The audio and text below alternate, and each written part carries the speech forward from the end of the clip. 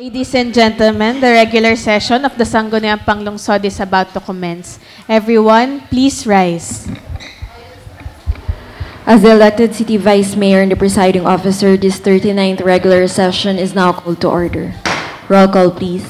The members of the Sangguniang Panglungsod, Honorable Michael Gerard T. Morada, Honorable Galileo P. Angeles, Honorable Jennifer Spitey Toledo, Honorable Oscar M. Gozos II, Honorable Rio Nicole H. Ronquillo, Honorable Venice D. Manalo, Honorable Miguel P. Lina III, Honorable Merlo P. Silva, Honorable Avior R. Rocafort, Honorable Ralph Peter S. Umali, Honorable Aris D. Macala, Honorable Percival V. Lojo, Honorable Windy P. Lat, Honorable Angela Antoinette B. Bautista, and the presiding officer, Honorable City Vice Mayor Camille Angeline M. Lopez. Do we have a quorum? We have a quorum. May I request the Honorable Spy Toledo for the leading of the invocation, the singing of the national anthem.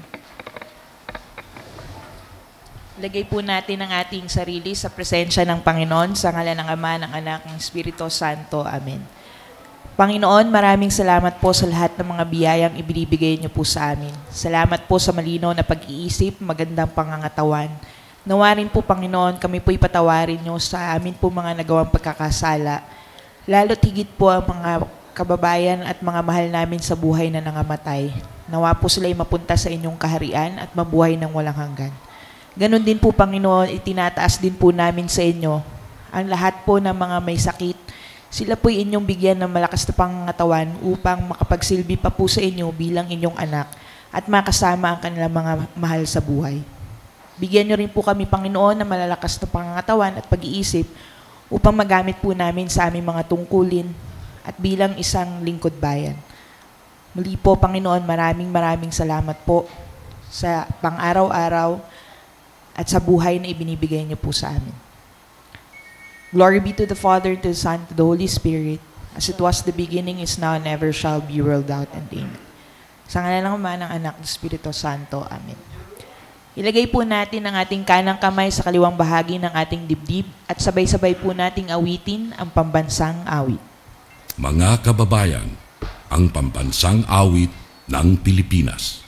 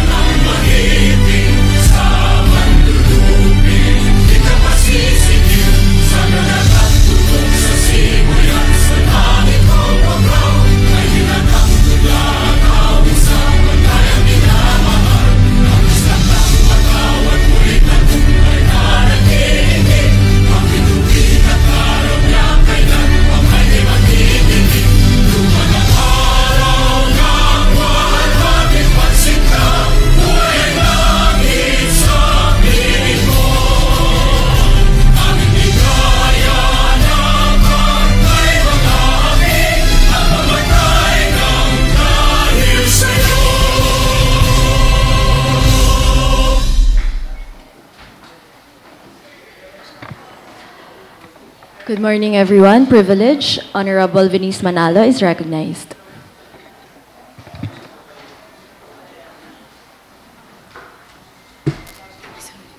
Madam Chair, good morning po sa akin mo pong mga fellow councilors, sa ating pong mga bisita ngayong araw na ito. Magandang umaga po. Madam Chair, may I move for the suspension of the rules to recognize Ms. Elijah Santiago. Any second?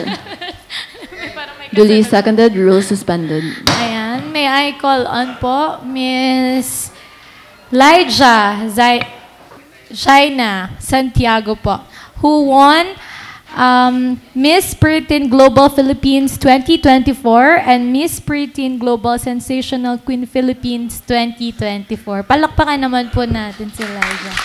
Congratulations! Lyja, baka may gusto kang sabihin before we award. Pa-thank you na.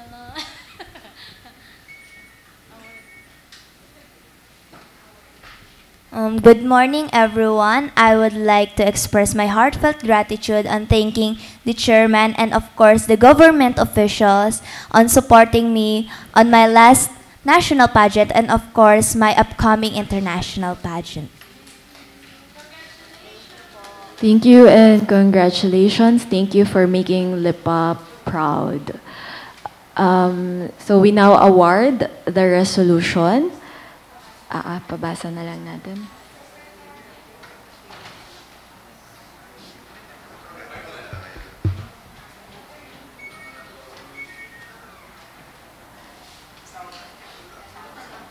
Sige.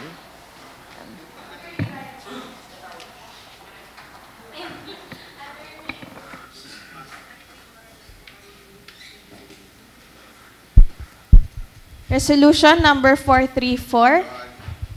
On motion by Honorable Venice D. Manalo and jointly seconded by Honorable Michael Gerard T. Morada, Honorable Galileo P. Angeles, Honorable Jennifer Spitey Toledo, Honorable Riofer Nicole H. Ronquillo, Honorable Miguel Pilina III, Honorable Merlo P. Silva, Honorable Avior R. Rocafort, Honorable Aris D. Macala, Honorable Percival V. Lojo, and Honorable Angela Antoinette B. Bautista, the Lipa City Sangguniang Panglungsod approved the following. A resolution congratulating Miss Lyja Zaina Santiago for winning as Miss Preteen Global Philippines 2024 and Miss Preteen Global Sensational Queen Philippines 2024. Unanimously approved this 13th day of November 2024, signed, attested by Vice Mayor and Presiding Officer Camille Angeline M. Lopez. Councilors, please, let's award.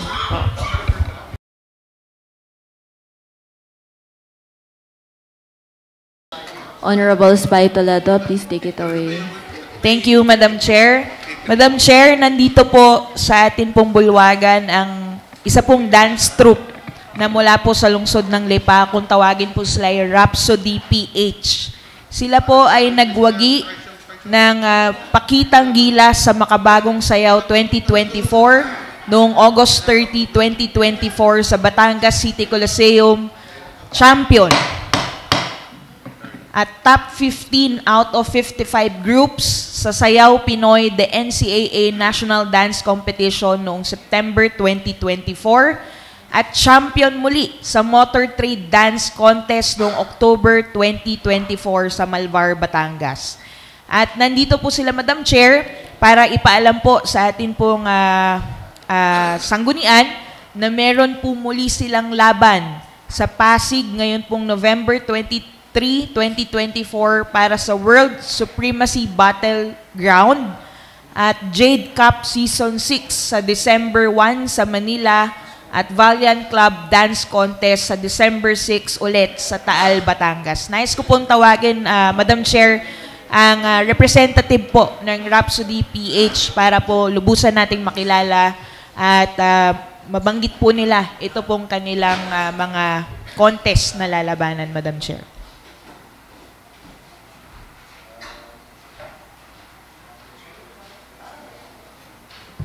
Hello po, good morning po everyone. My name is Jana Lojo Bautista and I am the representative of Rhapsody PH, a dance group founded in Lipa City, Batangas. We are preparing for the World Supremacy Battlegrounds on November 23, 2024 at Tanghalang Pasigueños. On behalf of our team, I respectfully request for your financially support po to help us participate in this prestigious competition. Thank you for your consideration and support po.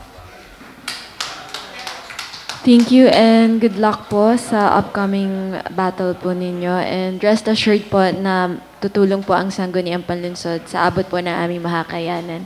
Again, good luck and congratulations na rin in advance. Thank you. Session resumes. Privilege, Honorable Gossos is recognized. Madam Chair, nasa akin po ang letter ng De La Salle Lipa. Nagre-request po sila ng exemption sa amusement tax for the event po ng car show sa December 7. Please refer na lang po sa proper committee.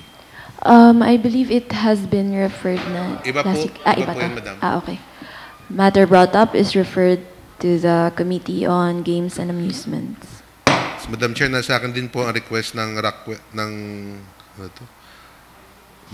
Molinillo at Rockwell Center Lipa para po sa approval ng final subdivision plan. Please refer din po sa proper committee. Referred to the Committee on Land Use. Thank you, Madam Chair. Thank you. Privilege, Honorable Silva is recognized. Good morning, Madam Chair, at sa mga kasama. Alam mo nyo, maroon ho dito isang sulat, address to the Vice Mayor at pinadaan ho sa atin. Isang sulat na kung saan ho ay inireklamo nila ang paulit-ulit na pagbaha sa lugar ho nila. Ito ho ang nilalaman ng sulat. Magandang araw po, Vice Mayor Camille Lopez. Nais ko lang pong iparating ang issue about sa bypass road construction sa Barangay Bugtong Napulo, Lipa City, na nagdudulot ng baha tuwing bagyo. 2 beses ng paulit-ulit. Yan, wala. Teka, ang gagawin dito. 2 beses ng paulit-ulit na tuwing uulan, kami po ay lumilikas. Samantalang binalaan na ang mga manggagawa noon na posibleng mangyari kung hindi nila lalagyan ng drainage ang bypass road. Sana naman po ay sapat na ang bagyong Karina at bagyong Christine upang matauhan ang mga tao sa likod ng proyektong dapat magpaunlad sa lungsod na Lipa bagkos nakakapurhisyo sa mga tao. Sana po makakuha kami ng tugon mula sa inyo. Marami po salamat. Kami po ang presidente ng Bugtong Napulo. Madam Chair, please refer to the proper committee for a proper action. Matter brought up is referred to the Committee on Public Works. Privilege, Honorable Attorney Gali Angeles is recognized.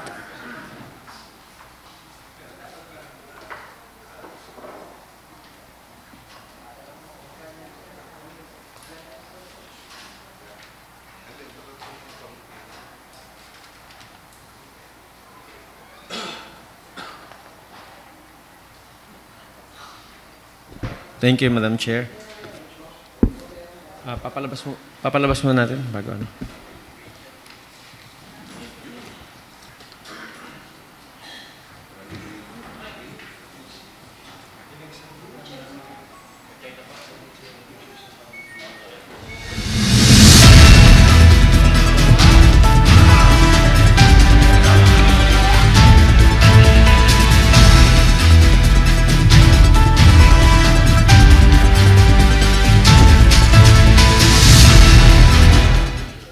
Batid natin ang kabayanihan at sakripisyong dala ng ating mga tauhan ng City Disaster Risk Reduction and Management Office lalo't higit noong kasagsagan ng Bagyong Christine.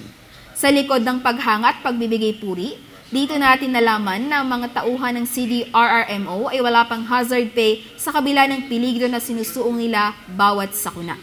Isa itong problema hindi lamang sa ating LGU, kundi sa buong bansa. Sa pakikipagpulong natin sa ating CDRRMO Head, Leo Tadeja, at iba pang tauhan ng departamento. Sana ay ma-pursue yun. Ano? Kasi although ay nasaldo sila, ay mas maganda siguro may additional benefits ang ating GO, lalo-lalo na ang mga GO. Kasi sila ang primary responder natin. Ano? Sila mga nasuong sa mga aksidente, ganyan. Pag hazard pay kasi maganda, napakaganda naman yan para at least compensated naman yung ating mga kasama rito sa CDRMO o considering na yung trabaho ng responder ay talagang nasa delikado na mabigyan ng ating napakagandang at least ay hindi lamang economically, at least magbuboost din ng kanilang confidence na magtrabaho ng ayos at may bigay yung best nila sa mga ganyang mga benefits. Imumungkahi na maging una ang LIPA sa pagbibigay importansya sa ating mga rescue frontliners. Kung kaya't ipapanukala ang pag-aaral na magbigay ng hazard pay sa ating mga JO at tauhan ng CDRRMO. A first in the country kung mamarapatin at mapapag-aralan ng ating lokal na pamahalaan.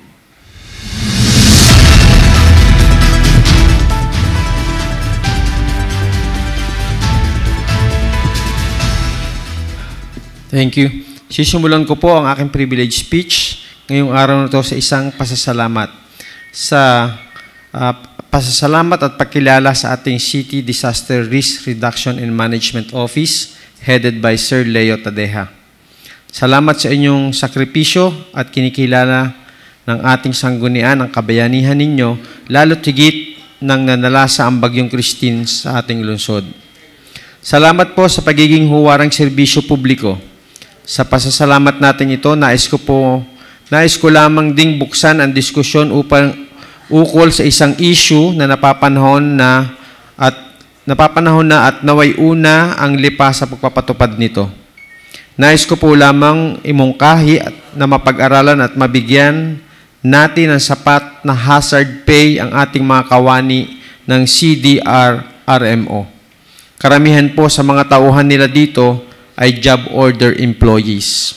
At naging eye-opener po itong nakaraang Bagyong Christine sa kalagahan na mabigyan ng karampatang importansya at benepisyo ang ating mga rescuers.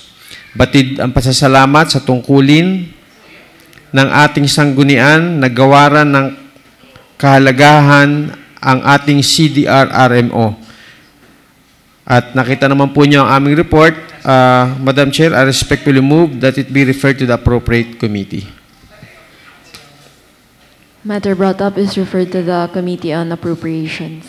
Thank you, Madam Chair. I have a second privilege speech. Please go ahead, Attorney. Thank you, Madam Chair.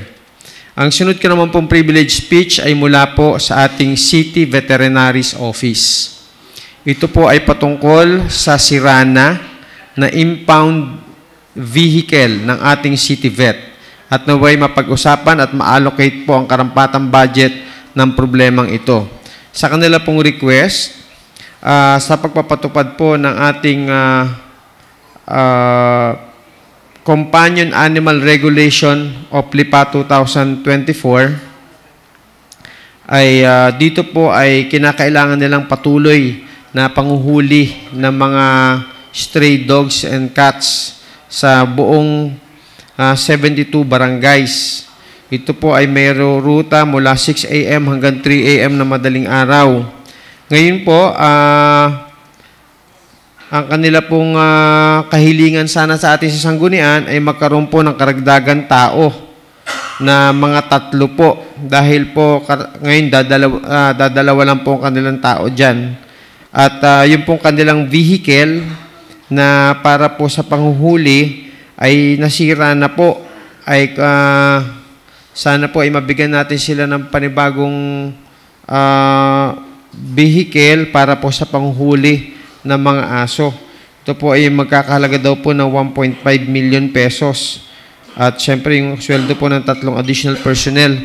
So sana po ay may sama natin sa budget at mabigyan po ng importansya ang pagpapatupad ng ating Carol 2023. Madam Chair, I respectfully move that it be referred to the appropriate committee. Matter brought up is jointly referred to the Committee on Agri and Animal Welfare and Appropriations. Committee will be the Committee on Appropriations. You are recognized, Honorable Silva. Madam Chair, alam mo nyo, malapit na ho nating aprobahan ang budget. Siguro 1 linggo na lang, 2 linggo ang dadating ho. Ang akin nung alam, Madam Chair, bawat departamentong ito, may consultation.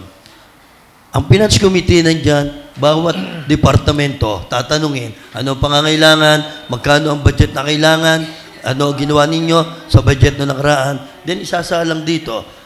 At ang Finance Committee, ang siyang magdidepensa. Madam Chair, I would like to ask na, bakit ito hong sinasabing pangangailangan ay hindi ho isinama doon sa preparation ng budget nila na kung saan palagay ko, ang departamentong iyan ay tinanong iyan ng Finance Committee, nag-submit sila sa Finance Committee, sa Mayor, nung kanilang mga kukulang gagastusin, pangangailangan for the year 2025, Madam Chair. Ngayon, kung ngayon nila sinasabi ito, palagay ko depende siguro sa magaling nating chairman ng appropriation kung paano isasama itong budget na hinihiling nila para sa kanilang mga programang ito, Madam Chair. Siguro, maging aral din ito sa lahat ng mga departamento na kung sakali na before the budget hearing o preparation of budget, isama na nila o yung kanilang pangangailangan ng opisina. At yun naman ang inaaprubahan ng sanggunian. Katulad ngayon, paano maiisama ng kagalang-galang na Bureau Report yung sinasabi? Kailan yun magkakaroon ng katuparan? Di baka by the year 2026 pa? Ano ang pangangailangan nila ngayon 2025? Madam Chair, just only an observation. I submit. I will not comment on that, Madam Chair. Thank you very much. All right, thank you, gentlemen. Privilege, Honorable Rocafort is recognized. Comment. Okay. Comment lang po. Madam Chair, dun po sa dalawang privilege ni Attorney Gali, ang una po ay yung hazard pay. Hindi lang po hazard pay ng disaster yung ating pinag-aaralan, kundi yung hazard pay din po ng City Public Order and Safety, lalo na po yung ating mga traffic enforcers. Subalit meron pong hadlang doon sa pagbibigay natin ng hazard pay sa atin pong traffic enforcers at disaster. Dahil nakapaloob po doon sa guidelines noong hazard pay na ang kailangan lang po natin bigyan ay yung mga regular employees natin. Pangalawa, yung Magna Carta for Public Health Workers kung saan nakapaloob po doon na sila ay qualified na tumanggap ng hazard pay.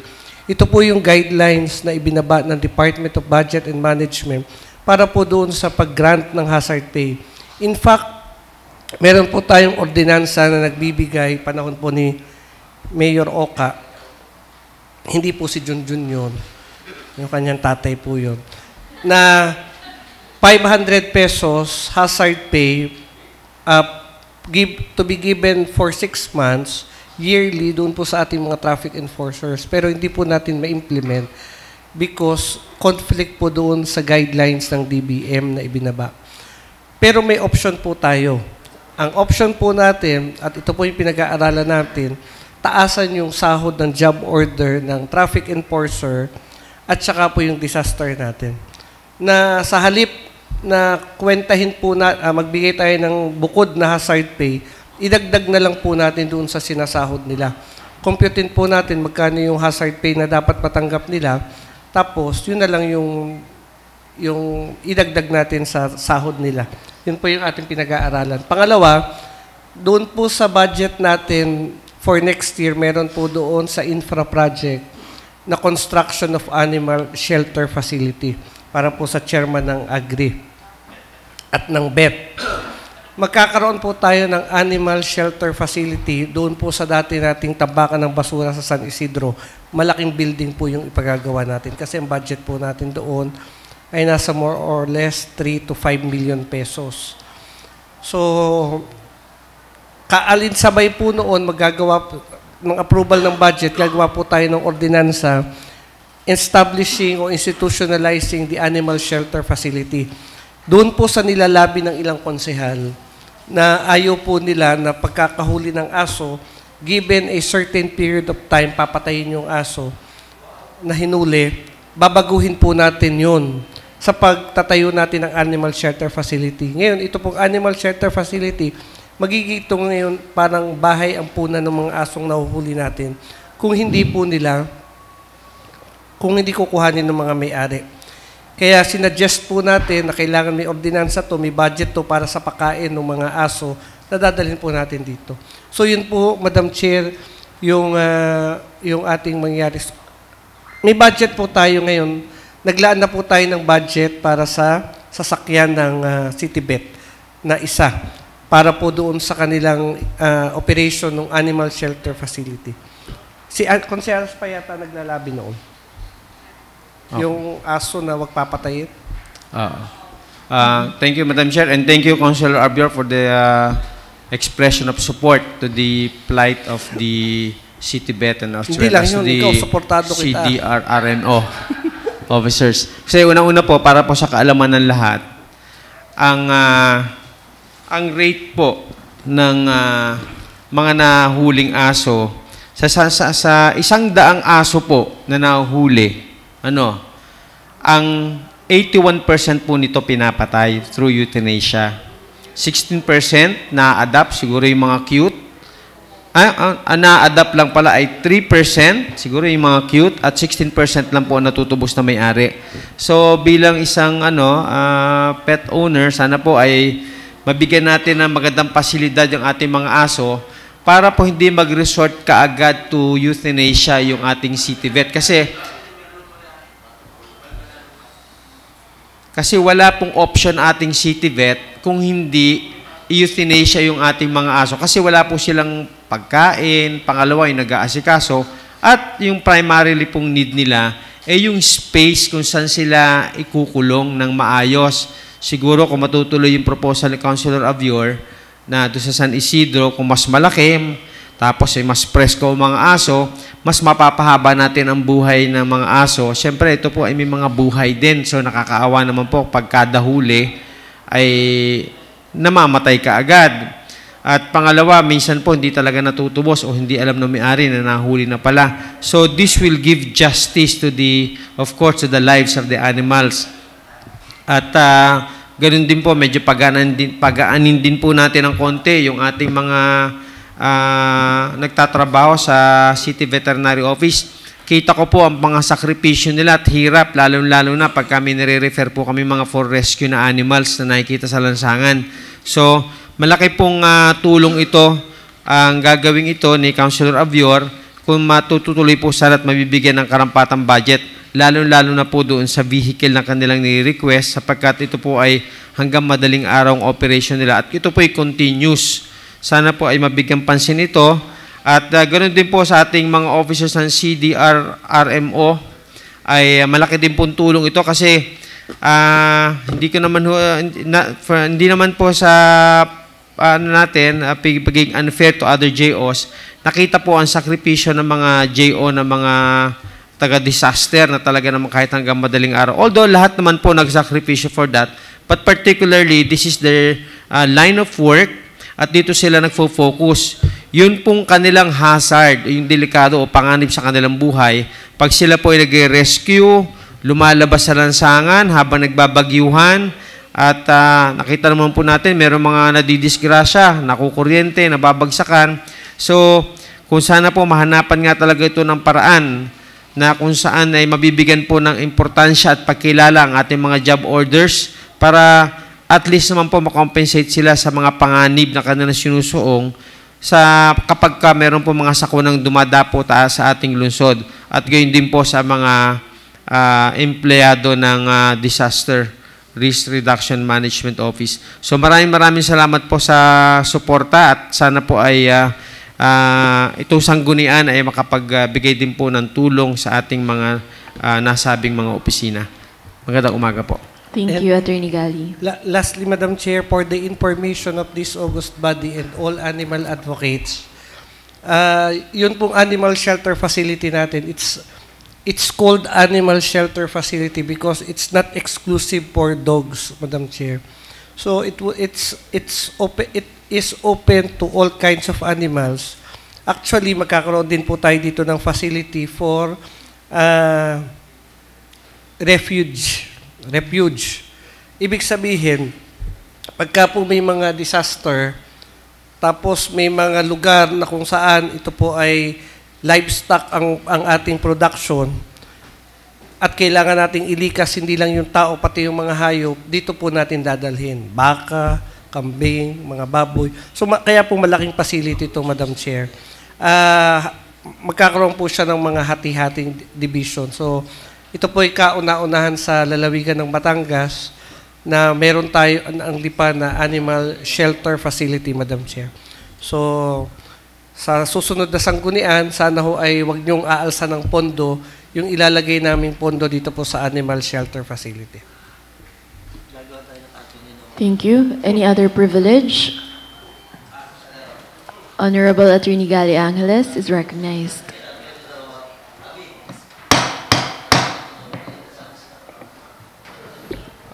Magandang umaga po, Madam Chair, at sa ating po mga kasama ngayon.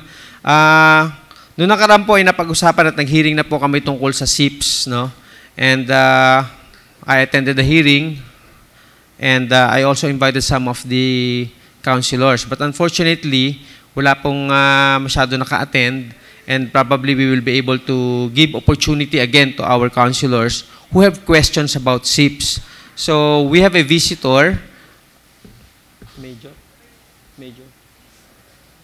in the person of Major Vergara, who will give us some insights and of course to give us a recap of what the SIPs are, what the SIP, ano mga provisions that they will incorporate, and also to give opportunities to our fellow councilors to ask more questions. But the recommendation that we have is for the Sangguniang to issue an authority to the City Mayor's office to sign the memorandum of understanding, but of course without prejudice to some comments and suggestions of our fellow councilors. Madam Chair, I respectfully move for the suspension of the rules to give the Major Vergara an opportunity to at least give us clarifications regarding SIPs. Any second? Duly seconded, rules suspended. Thank you, Madam Chair. Major Vergara, we will give you 2 minutes to give us a recap of what the SIPs is. And also, if there are any questions, we will invite other councilors to inquire kung ano man po ang kanilang clarifications, and we will give you time to answer. Thank you very much, Madam Chair. Major Vergara, you have the floor. Thank you. Unang-una, ang aking taos-pusong bati sa bumubuo ng Sangguniang Panlungsod ng Lipa City, Batangas, sa pangunan ni Honorable Camille Lopez, ang ating presiding officer. Unang-una, nagkaroon na tayo ng cascading tsaka orientation dun sa declaration ng SIPs tsaka mga proseso. Para sa kalaman po ng lahat, itong probinsya ng Batangas, tapos na po tayo sa 20 municipalities. 2 cities, tapos na rin, Tanawan tsaka Santo Tomas noong November 15. At ngayon po, para sa batid ng kalaman na magkakaroon po tayo ng PPOC. At sa PPOC, ma'am, doon po magko-complement ng SIP seal sa lahat ng cities tsaka munisipyo. At yun lang pong bibigyan ni Provincial Governor, ni Governor Mandanas ng SIP seal at awarding, yun lang mga munisipyo tsaka city na na-declared ng SIPs. Kaya nga po, nung last na committee hearing dito, kung sino nagpatawag na konsyal ay siya pa yung wala. At amin nga pinag-uusapan doon sa batalyon, kahit doon po sa ibang agency, doon po sa nilalaman ng MOYO. Napakalinaw po kasi doon sa MOYO, nakalagay po kasi talaga doon na after ng SIPs status ng isang bayan tsaka lungsod, na yung second tsaka third party must timely inform the City Task Force LCAC Chairman through its secretariat doon sa any deployment ng military forces dito sa Lipa. Sana maintindihan po natin na ito pong resolusyon tsaka itong MOYO na pinirmahan ng lahat ng bayan tsaka syudad dito sa Batangas, igaling ding RPOC. Ito po hindi programa ng EAP tsaka ng DLG tsaka PNP. Ito po programa ng ating gobyerno. Sa panawagan doon sa Quest for Lasting Peace ng ating presidente, kaya nabuo po itong SIPs na to. At ito po hindi namin hinihiling na sa schedule ninyo, kasi yun nga, sabi naman ni Mayor doon sa CPOC na ako po ay nag-briefing na okay na po. Ang kulang na lang po talaga itong resolution para doon sa MOYO na pinapayagan ng ating City Mayor na pumasok doon sa MOYO para declare itong Lipa na SIPs. Yun lang naman po yung ating hinahabol dito. Para pagdating po ng 26, ma'am, sa PPOC, makasama po ang Lipa na bibigyan ng complement ng SIP seal. Yun lang po, ma'am. The rest naman ng cascade ng tsaka orientation na pag-usapan na po lahat. Kahit doon sa Liga ng Barangay, SK, tsaka sa CPOC. Bala, ito lang po yung hinihintay natin, yung resolution. Okay. Please go ahead, Attorney. Maraming salamat po. Meron po bang nagtatanong? Kung wala naman po, siguro... okay. Salamat po. Ano po ang magiging advantage sa city when it comes na kami ho'y maggawa ho ng isang resolution? Ano ho magiging participation ng City of Lipa para po sa inyong programa ho ngayon? Bali, tulad nga po, inuulit ko, ito po hindi programa ng EAP tsaka ng PNP. Ng Kwan? National po ito. National na po. Ano magiging advantage? Kung makita po ninyo, doon nga po sa sinabi ko kanina na nung last cascading natin, na yung naging sitwasyon ng probinsya bago tayo tumungo sa pagdedeklarasyon ng SIPs, na ito'y balak pasukin. Alam din ng ating mayor na mayroong 3 kumpanya na gustong i-infiltrate dito sa Lipa. Noong time na kasagsaga na gustong i-recover ang buong Batangas ng makakaliwang grupo ng CPP and PNDF. Dahil nga po sa pagtutulungan natin, sa loob ng 2 taon na 23 enkwentro, 14 ang namatay, na-dismantle na natin lahat ng grupo dito sa buong probinsya ng Batangas. Kung nagde-declare po tayo ng SIPs, base doon sa binaba po ng RPOC at saka ng PPOC, makikita po ng taong bayan na talaga, totally na safety at saka secured, ito pong Lipa, kung i-declare natin. Hindi lang doon sa mga investor. Kasi yun nga, sinasabi lagi natin na once na ang investor ipapasok sa isang bayan at saka lungsod, tiyatawag lagi nila kung talagang secured yan, stable or internal peace talaga. Pero sa inyong kasalukuyan ng status, ano ho ang status ng lungsod ng Lipa? Are we secured? Or yung sinasabi ho nyo na papasukin ng mga yung 3 pabrika? Ano ngayon ang status ho noon? Napigilan na po natin. Ibig sabihin, sir, kung wala ba ganoon na kami ho'y magagawa ng resolution, we are not secured? Hindi sir, sa currently po ngayon, safe na po talaga ang Lipa. So, ano po ang kinakailangan pa? Gagawa kami na, kinakailangan pa namin sabihin na kami gagawa ng resolution na kami ipapasok dyan para sabihin kami secured. Yung pala naman, secured na ho ang Lipa. Anong advantage? Ano ang magiging consequences? Yung pala, secured na ho ang Lipa through the help of the military. Sir, kung makita po natin, ito yung naging proseso. From national to region. Binabalan dito sa province. Kaya kung makita po natin, lahat naman ng Tanawan, Santo Tomas, tsaka ibang lungsod dito sa ating bansa, ito rin yung naging proseso. Kung i-declare po ang Lipa, ito ay habol namin na makita rin ng taong bayan, makita rin talaga ng ating community na talaga na mayroong seremonya na nakaangkla doon sa region na talagang safety po yung lungsod ng Lipa. So, kahit gaho tayo mayroong mga agreemento, resolution, kung hindi naman safety ang Lipa, what's the use? Pero kahit naman wala at safety man ang Lipa, ang mga kababayan namin safe, what's the use? Gusto ko lang malaman, kung may advantage.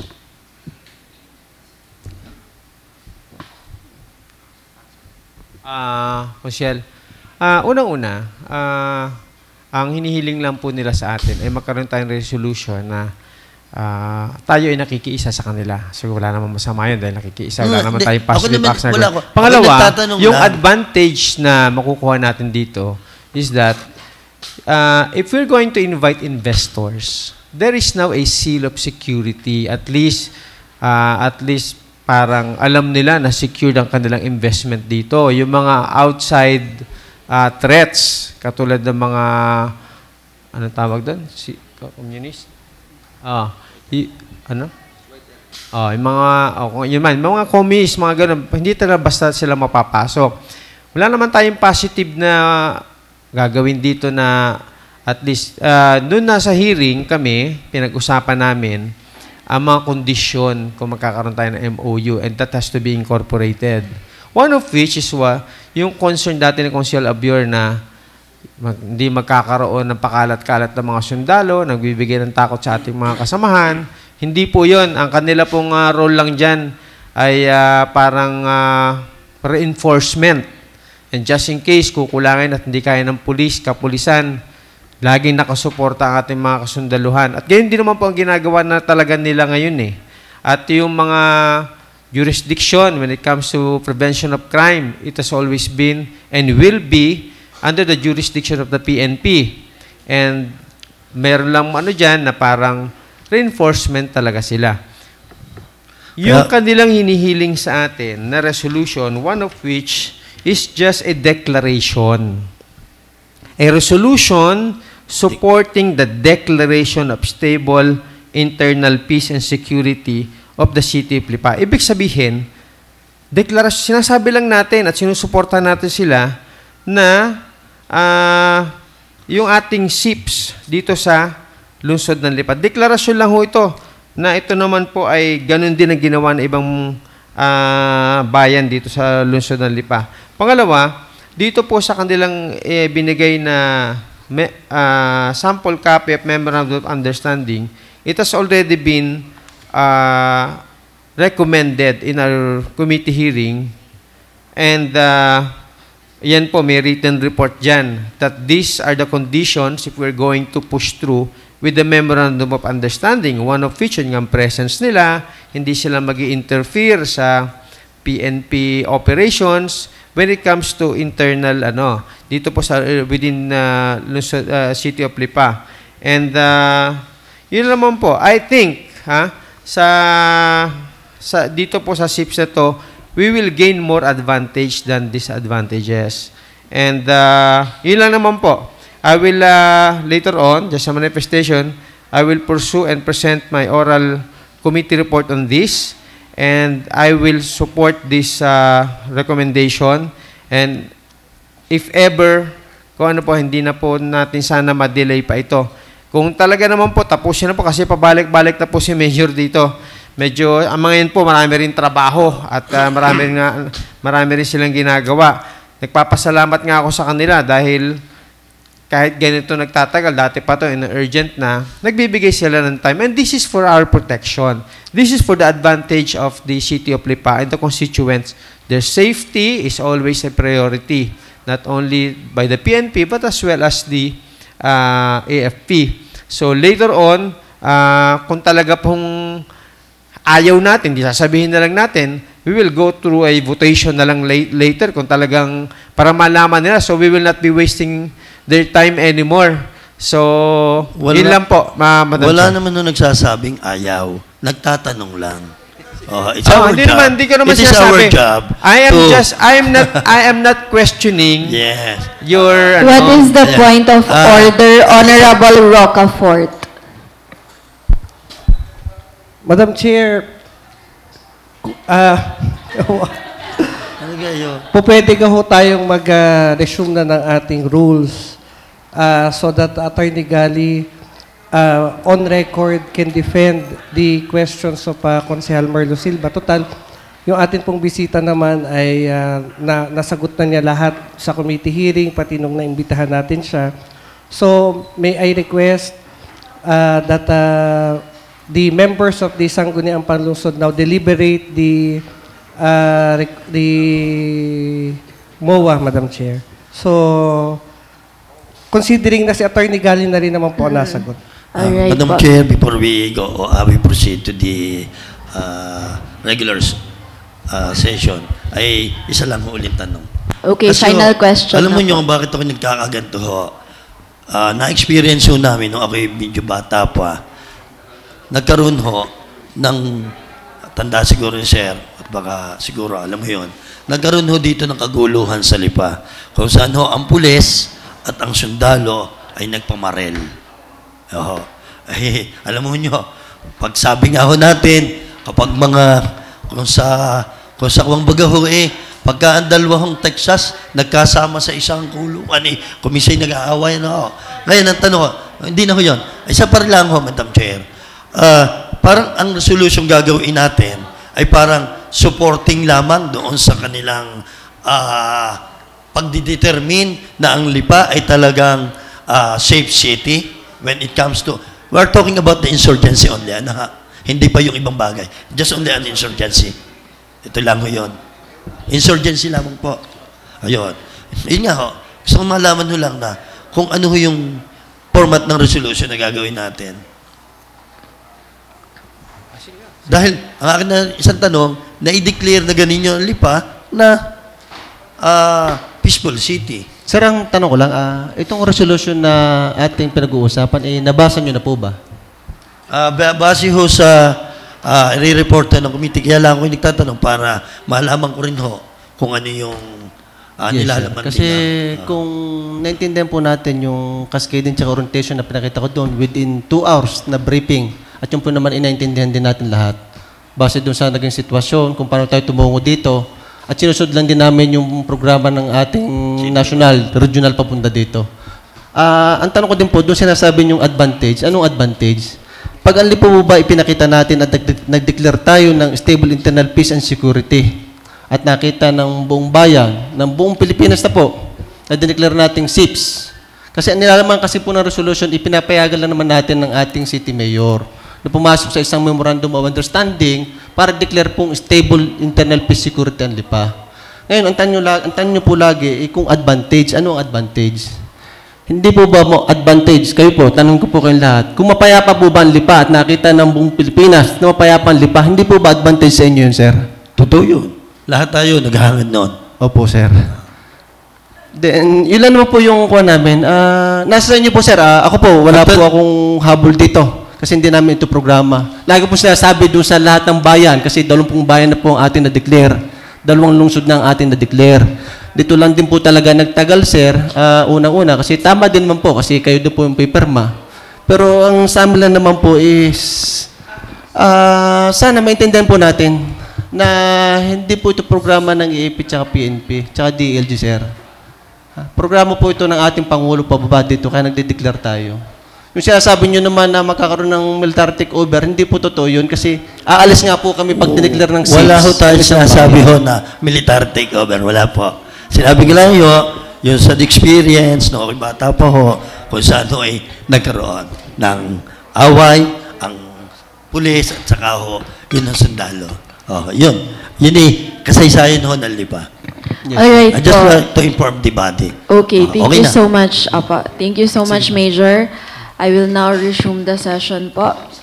Session resumes. Honorable Angeles is recognized. Thank you, Madam Chair.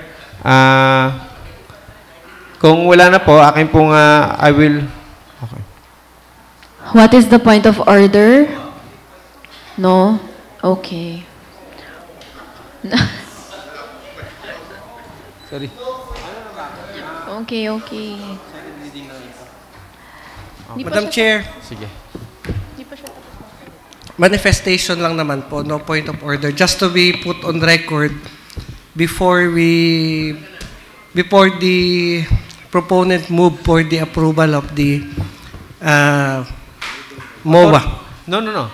We are just asking for us to give the city mayor an authority to sign the memorandum of understanding. Not really the approval of the memorandum of understanding. We just previously discussed what could be the provisions incorporated in the MOU. But we are not going to discuss about that. It's just a reminder. Parang ang authority natin, we will give the mayor on the condition of ito yung sana yung sa MOA. Yep.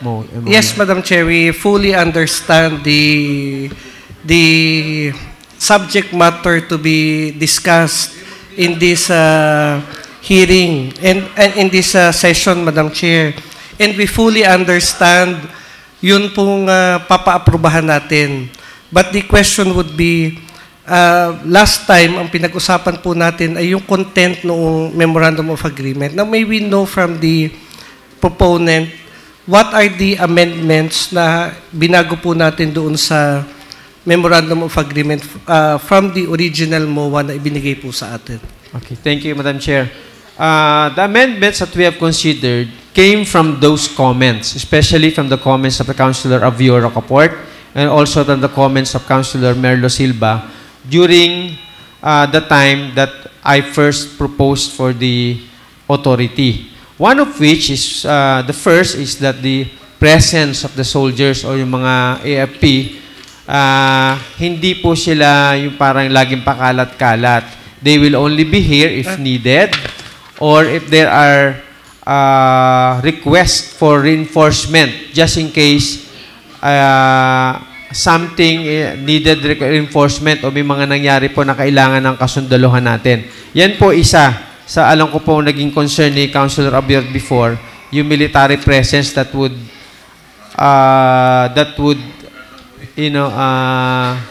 threaten or that would like make our scare, or that would put our constituent under a threatened fear. So, yun po, isa sa mga pinag-usapan po namin. May we know which part of the MOA that was submitted to us, yung pong sinasabi ni Attorney Gali, for us to be well guided? It's not actually a change of the MOA, but it's an additional provision that has to be incorporated in the MOU. Hindi po particular provision that we have to change, but it's an additional provision that has to be incorporated in the MOU. Yung pong presence. Madam Chair, are we allowed to change the content of the MOU considering that we are not parties drafting the MOU?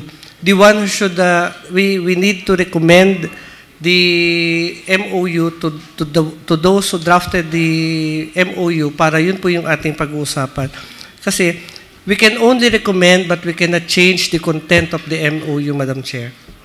No, the MOU that is attached here is just a sample MOU. This is actually a draft of the MOU between Municipality of Santa Teresita and the 59th Infantry Battalion. So, hindi po ito yung actual na MOU natin. But this MOU, parang ganito na rin po ang gagawin nila kasi parang general statement lang naman po ito. And then they will only change the parties. What we have made is to recommend additional provisions such as yung presence po ng ating mga military, their jurisdictions and the operations, and kung ano po ang iba't ibang role nila kapag po nagkaroon ng MOU.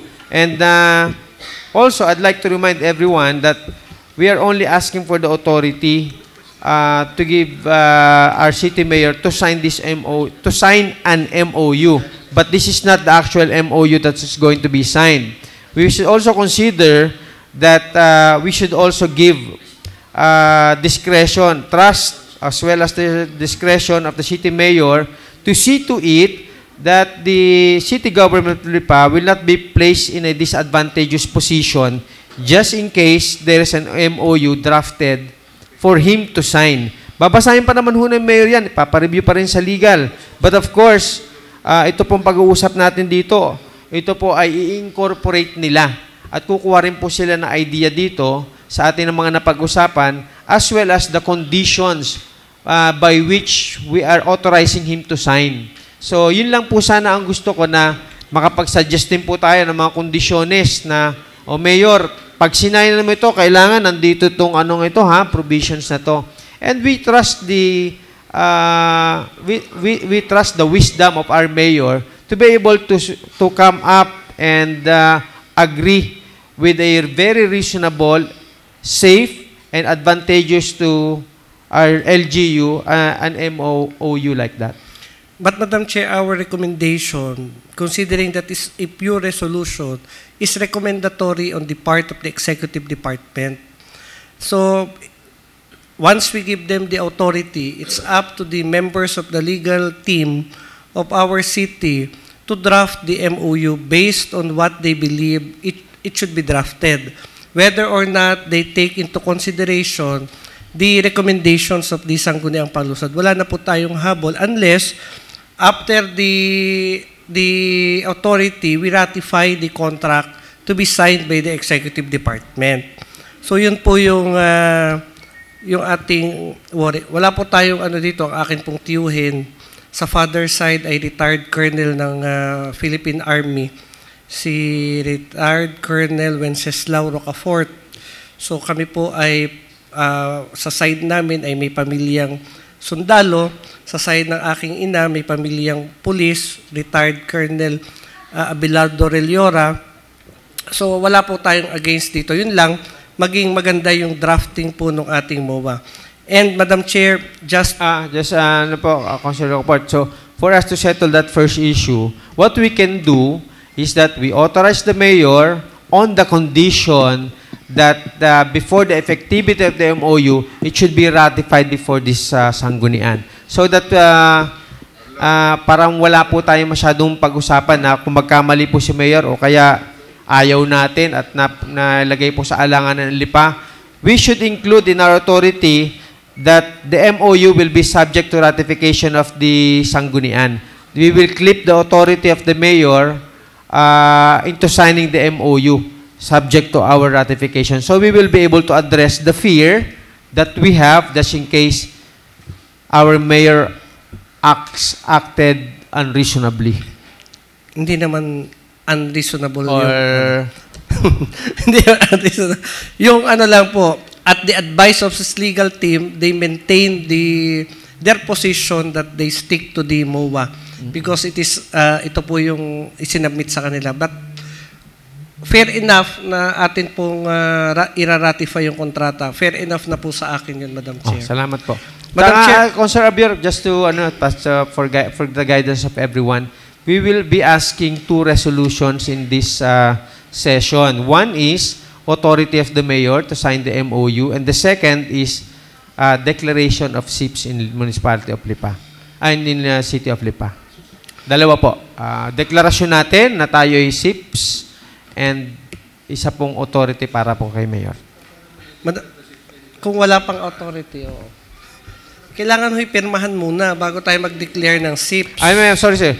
Resolution supporting the declaration of SIPs Taang Lipa. Ayan. Sorry sir, I stand corrected. Dapat i-ratify muna natin ang kontrata. Kung ano man po, kahit alin po mauna, okay lang po sa akin na ano.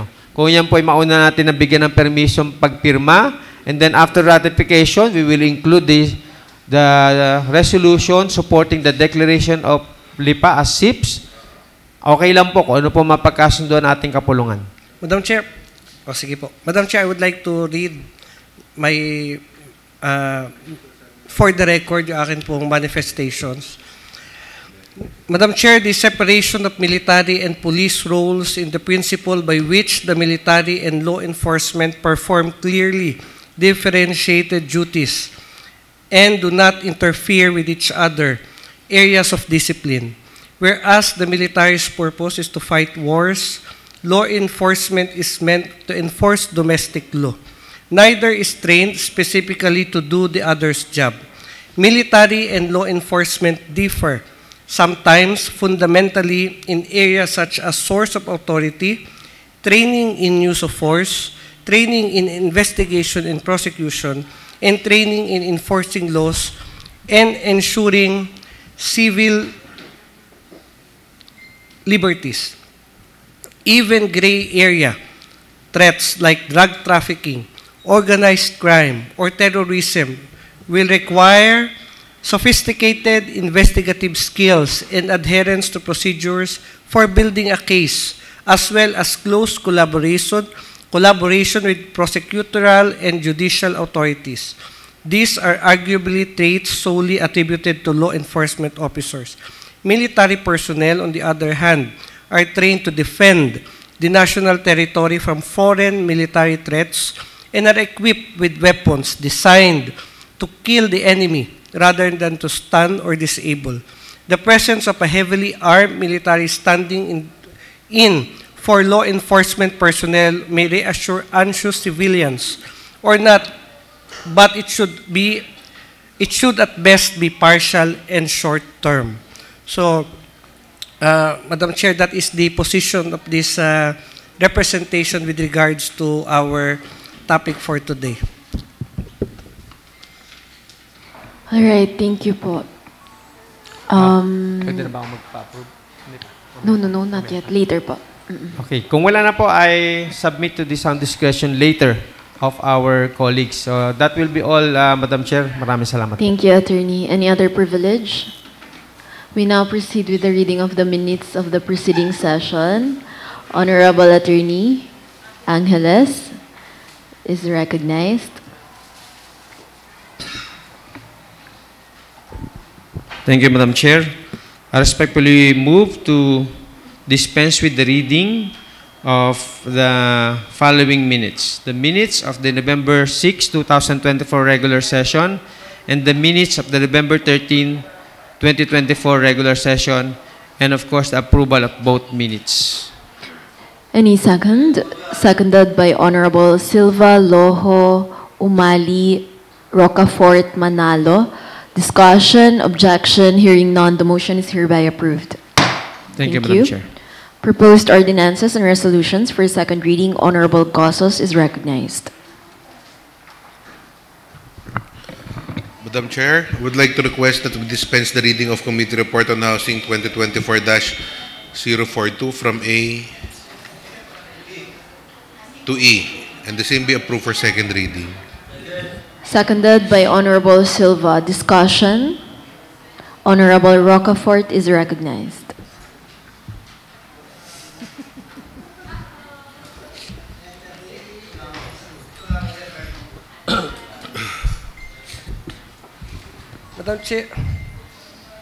Madam Chair, with regards to item letter E, Yes po, Madam Chair. yun pong special use permit ng resort.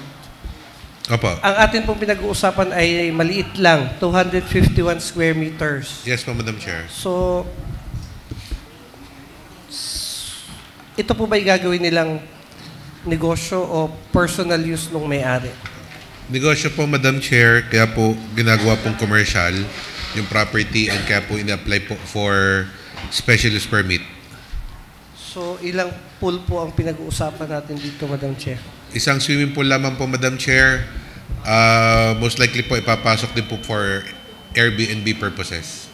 Ano po? Airbnb. Ano yun? Yung sa online na nakakarenta ka ng mga bahay-bahay. Isa lang eh. So, wala na akong tanong. Gusto ko lang linawin gaano kalaki kasi, Madam Chair, 251 square meters gagawing resort. Ito po, Madam Chair, alam ko, pag sinabi nating resort, dapat malaki yan. Hindi dapat resort na lang ipinangalan. Dapat nilagay na lang swimming pool. Kasi isa lang. Anong kaibahan ngayon ng maliit sa malaki? Kung ang pangalang inilalagay natin parehas na resort. Isa lang swimming pool. Pag resort kasi, sobrang laki. Madam Chair, ang basic explanation po kasi yun po ang nakalagay sa ating ordinance ng special use permit. So, once po na maglalagay po ng swimming pool and ito po ay for public use, ito po ay kinakount po as resort. Even po, kung ito po ay malaki man o maliit, counted po siya as resort. Yung style lang po ng resort ay parang bahay na may swimming pool.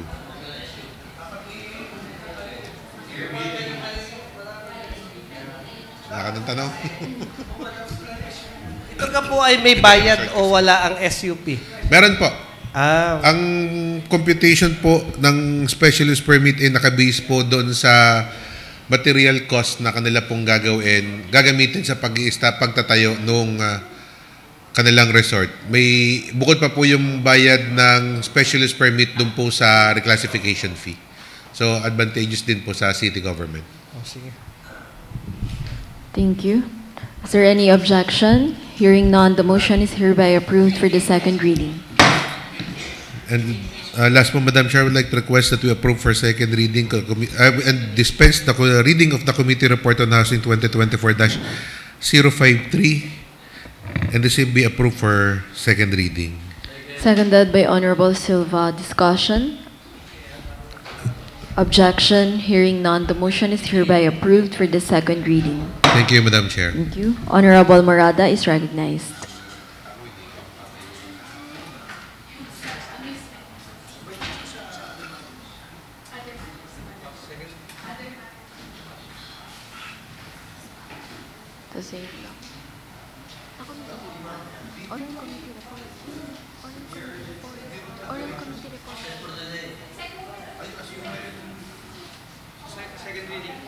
Second reading.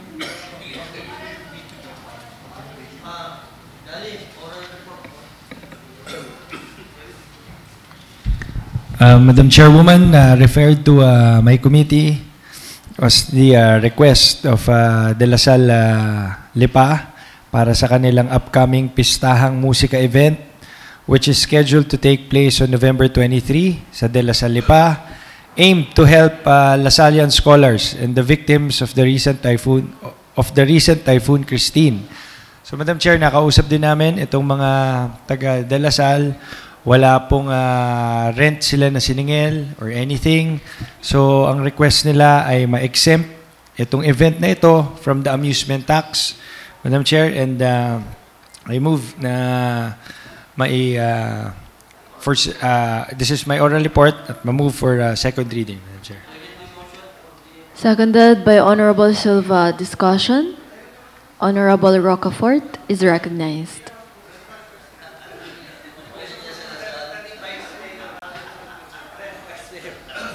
Madam Chair, okay, magtatapos sa akin. Parehas kayong Vice Mayor sa akin. Bawal mawalan ng trabaho parehas pagka...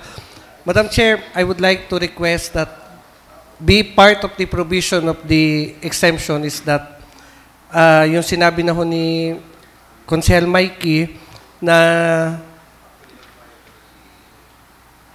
Lasal shall not collect any rent fees doon po sa organizer ng event dahil minsan po ang Lasal ay naniningil. So ilagay na rin po natin sa reso. Okay. Okay po, Madam Chair. Isama na po natin sa pagpasa ng ordinance mamaya exempting De La Salle from amusement tax. Pero kinonfirm naman sa atin ng mga nag-organize na wala pong hihingin na renta o walang kikitain ng De La Salle sa event na ito. Okay, Madam Chair.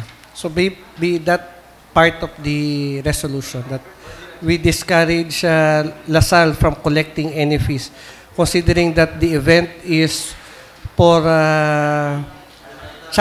charity, Madam Chair.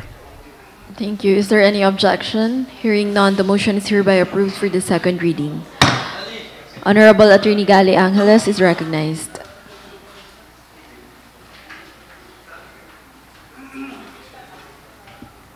Thank you, Madam Chair. I respectfully move for the approval of my oral committee report on SIPs for second reading.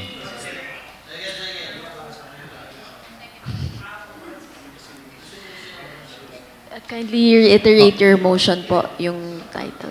I respectfully move for approval on second reading a resolution granting authority to the City Mayor of Lipa to sign the Memorandum of Understanding with the AFP, subject to ratification of the final MOU. Second, Madam Chair. Seconded by Honorable Silva and Rocafort. With the provision, Madam Chair, of the recommendation nung pong sangguniang panglungsod, yung mga sinabi incorporating the recommendations of our fellow councilors. Is there any objection? Hearing none, the motion is hereby approved for the second reading. Thank you, Madam Chair. Thank you. Just a clarification. Councilor Aber, yung bang resolution of support for the declaration after na lang nung MOU? Sige, I will just defer on that. Thank you, Madam Chair. Thank you, Attorney Gali. We now proceed with the business for the day.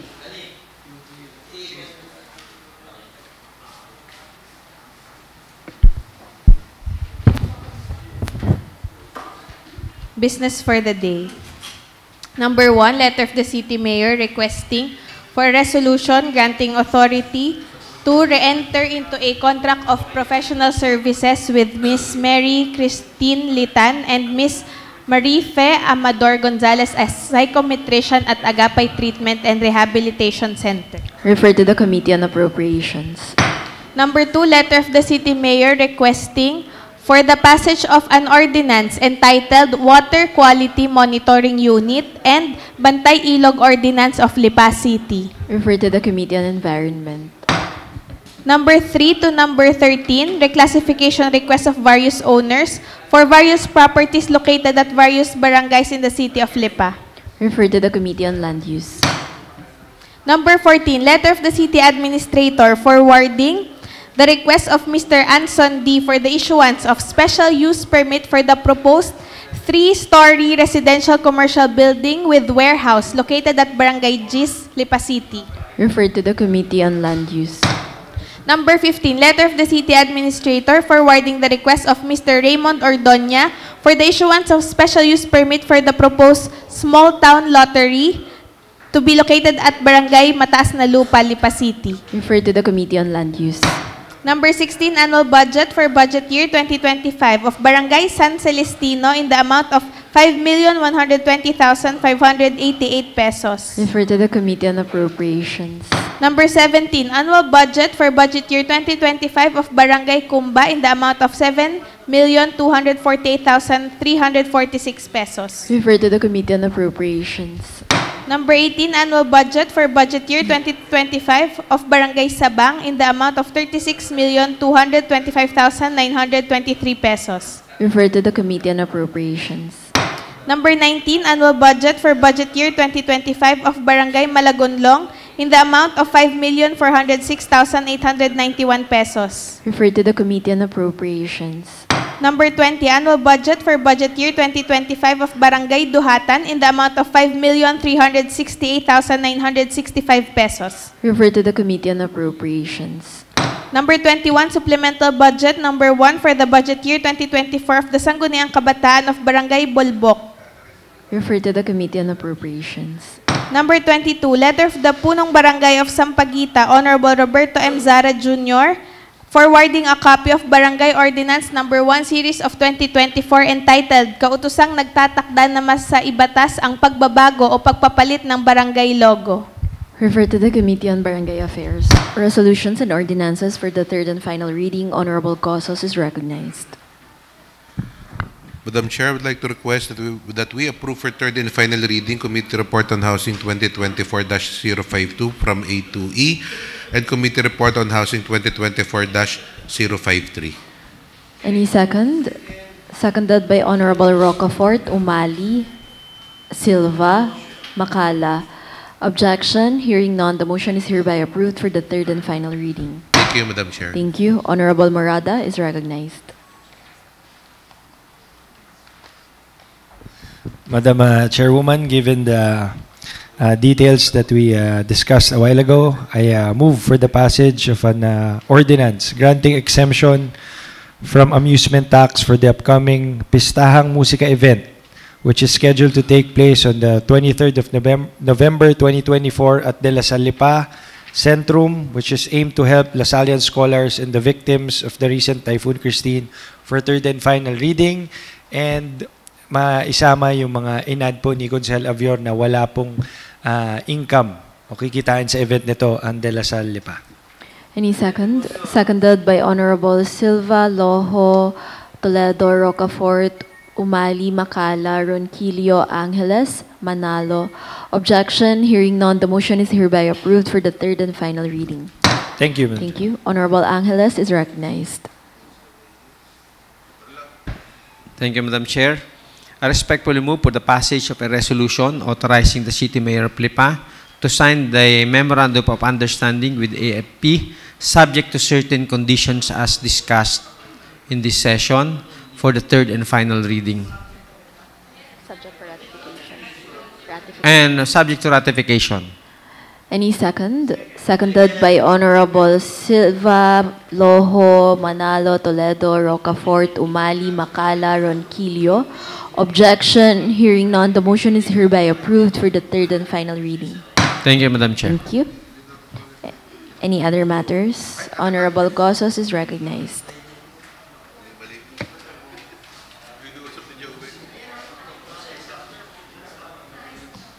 Madam Chair, other matters po. Motion for urgency po with regards to item number 9 in the business for the day.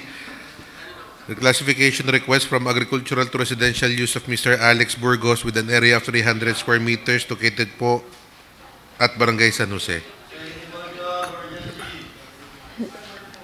Duly seconded. Discussion, objection, hearing none, the motion is hereby approved for urgency. Madam Chair, I would like to request an ordinance classifying the property of Mr. Alex Burgos from agricultural to residential use with an area of 300 square meters located at Barangay San Jose, and the same be excused from the three-reading principle and approved for third and final reading.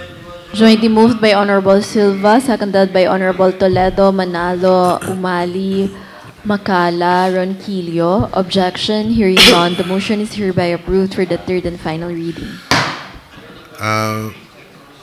Madam Chair, I would motion for urgency din po with regards to the request of Molinillo at Rockwell Center, Lipa, for the approval of their final subdivision plan and development permit located at Barangay Inusluban. Duly seconded. Discussion? Objection? Hearing none, the motion is hereby approved for urgency.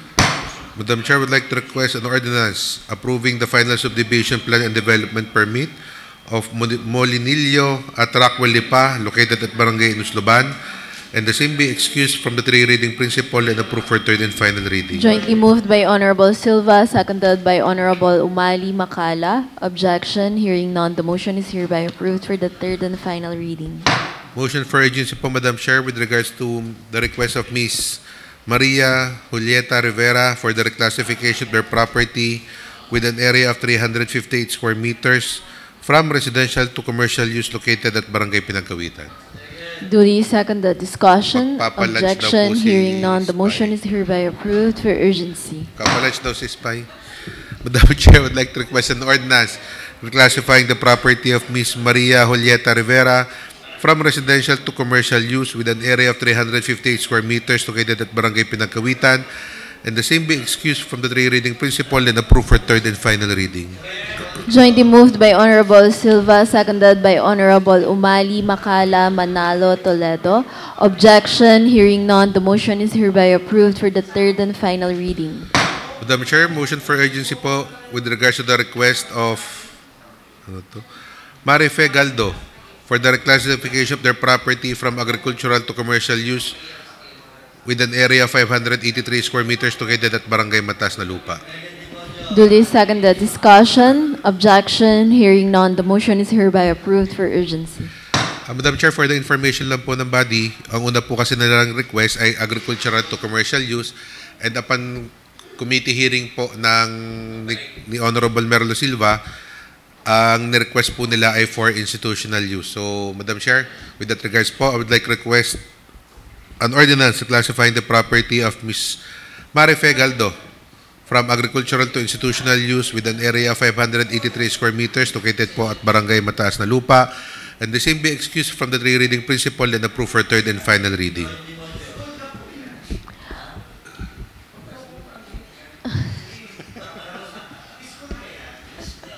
Madam Chair, if the Honorable Rocafort has questions. Honorable Silva is recognized. Yun ay plano ho na magkaroon ho ng extension ho ng kanilang eskwelahan. Ano pong eskwelahan? Nakakarma na tuloy. Hindi ka magiging bukal niya. Yun ang eskwelahan din sa likod doon na... Ano ang pangalan? Ano ang pangalan? Kita nyo kayo nagpahiring, hindi nyo ang pangalan na school. Nakalimutan ko na. Dahil ang doon ay gusto ko nila na pagka sila doon nagkapera, extend nila. Ano nga, school? Ano ang eskwelahan yun? Kasi yung pag-institutional, madami yun eh. Hindi lang school. Nasa record yun eh. Nasa record. Titingnan lang ang record. Ano ang mga... Nagkontak ko tayo ng committee hearing dyan. Pwedeng school, simbahan. Yun lang. Fellowship yun. Yun lang. Simbahan. Parang gano'n. Simbahan, school. School. Extension ng school. Ang school gay exempted? Hindi, exempted sa ating pinag-uusapan. Learning institution. Ano yan? Iwa 1,000 yan? Institution. Institution? Kahit na tayo walang patawad eh. Walang patawad tayo eh, walang patawad. Kaya ako yung nag-iimbestiga ng husay vice eh. Ito po ba'y tatayuan na nila o hindi pa? Plano pa lang ho. Nag-iipon-ipon daw lang ho sila. Pero kasi parang lalakadin na nila. Ano po ang reclassification ngayon ng property? Agricultural. Kasi Madam Chair, pag institutional po ba ang reclassification, magbabayad pa rin siya ng real property tax o hindi na? Dahil institutional po ang use eh. Sir Mike, exempted na siya sa real property tax. Ngayon, kung hindi pa nila tatayuan, bakit po kailangan nating i-reclassify na agad into institutional use, hindi nila babayaran ang real property tax, disadvantageous to the government. Kailangan po, pag ni-reclassify natin ang property, tatayuan na agad nila. Madam Chair, tayo naman na may ordinansa na within a year at hindi ko nila kinibo. Ito'y babalik sa dating use. Kaya palagay ko automatic, yan ay ayos. Naitanong po ba kung ito ay bayad ngayong taong ito ng real property tax? Bayad daw ho. Ito. May mga dokumento.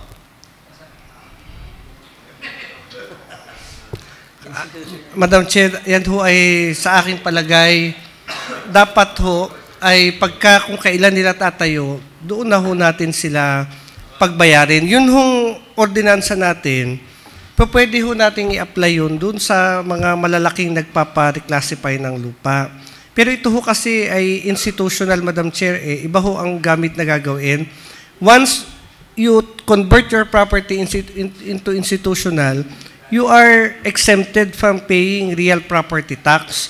Now, katapusan na ho ng taon ngayon, Madam Chair, kung kailan natin siya na-aprubahan, that would be the start of the counting of 1 year.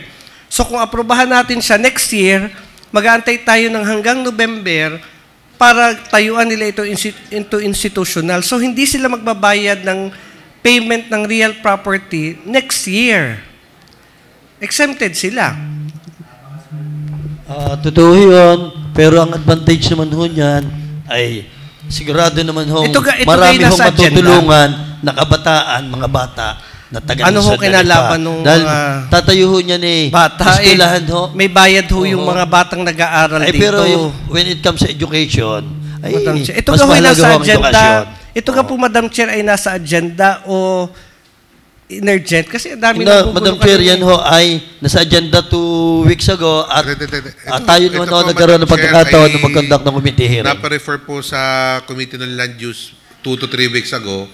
Ang wala lamang po ako doon sa committee hearing. So, ang nag-conduct po ng committee hearing ay si Consel Merlo Silva. Dahil po nung napaschedule po yung committee hearing, nagkaroon lamang po ako ng emergency meeting. Madam Chair, may I humbly request that this ito ho ay disadvantageous sa atin. Bakit ho tayo mag-a-aproba ng mga ordinansa na disadvantageous sa gobyerno? Para ho ano natin ang sarili nating sources of income. Tayo ho ay may deficit pa next year. Yung atin po computation ng annual budget ay conservative computation. So kung ito ho ay gagawin natin, magkano ho ang tuition ng mga batang napasok dito? Madam Chair, hindi po niya diniscuss most likely yun. Kaya ko tinanong yon kasi sabi ni Consel Merlo kanina, it will help the kabataan. Now, how can we justify that this school will help the kabataan if the tuition of the students is, paano natin malalaman kung hindi natin malalaman kung fair, mabababa o mataas yung binabayaran ng mga estudyante? Sana hindi lang nila sinabi yung it helps the kabataan. Because ito'y negosyo Negosyo ito'y private school to Understood naman po, Madam Chair, pero normally po kasi hindi na po namin tinatanong yon kung magkano po yung mga binabayad nilang ng mga tuition kasi po ang request naman po ay for reclassification ng property. So, being the chair po ng land use, hindi ko po normally tinatanong po yung mga ganong questions. Church. Ano simbahan niya? Church ganyan? Church daw sabi. Ikaw na committee hearing, di ako. Honorable Silva is recognized. Madam Chair, simbahan ho yan. At itinatanong lang ako at nakalimutan ko lang ho kung anong pangalan ng church nila, Madam Chair. Madam Chair. Sa paggagawa ho natin ng ordinansa, yun na may mailagay ho kung anong simbahan yun. Madam Chair. Ganito ho. Madam Chair, sige. Sige ho, kunwari, pinaniwalaan na natin sila, pero sana ho, Madam Chair, sa mga susunod na panahon, kahit ho ako ay wala na rito, sa mga konsehal, huwag tayong maggawa ng isang bagay na disadvantageous sa atin.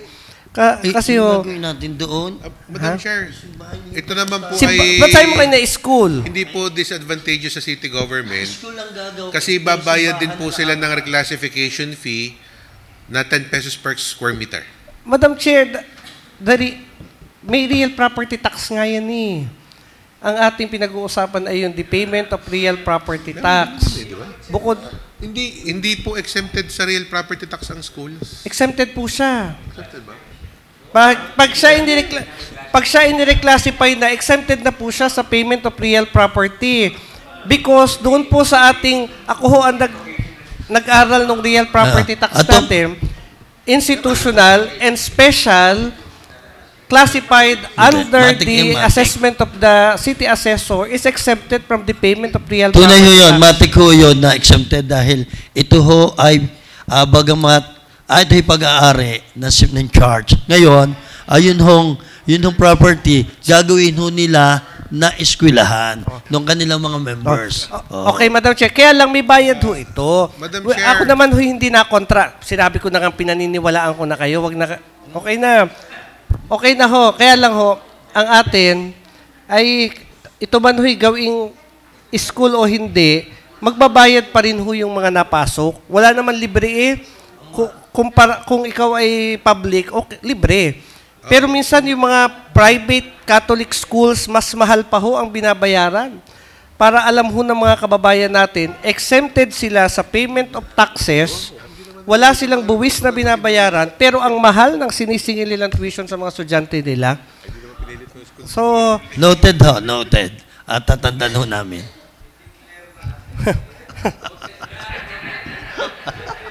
Ano po? So, Madam Chair,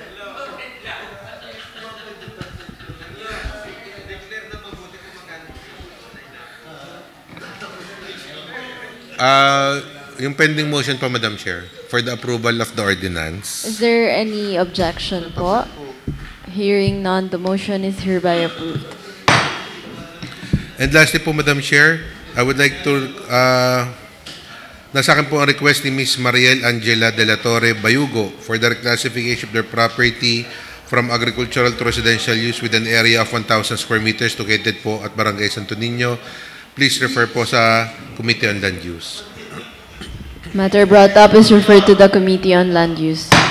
Motion for agency with that regards, Madam Chair. Any duly second the discussion? Objection? Hearing none, the motion is hereby approved for urgency.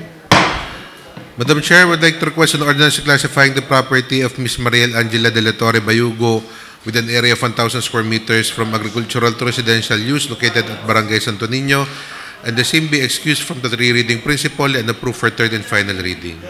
Jointly moved by Honorable Silva, seconded by Honorable Makala Umali. Objection? Hearing none, the motion is hereby approved for the third and final reading. Thank you, Madam Chair. Any other matters po? There is a motion for adjournment. Any second? Duly seconded. Session is now adjourned.